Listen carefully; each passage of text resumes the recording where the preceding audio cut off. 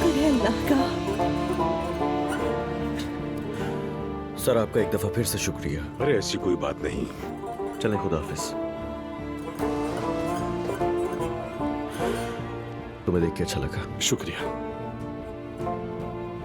असलान, मैं नहीं जानता क्या कहूं, तुम्हें भी इतनी जहमत दी। इस बारे में हम लोग बाद में बात करेंगे। अभी फिलहाल मेरे साथ घर चलें। वहाँ सुकून से बैठकर खाना खाएंगे और अम्मी भी आपको देखकर खुश हो जाएंगी। आपा अरे नहीं, हम सीधा घर निकलेंगे।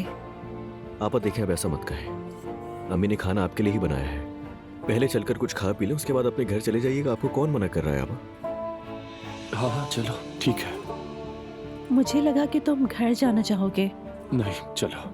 ठीक है, हर चीज के लिए बहुत शुक्रिया आपका। कोई बात नहीं मोहतरमा। चलो। शुक्रिया। ठीक है।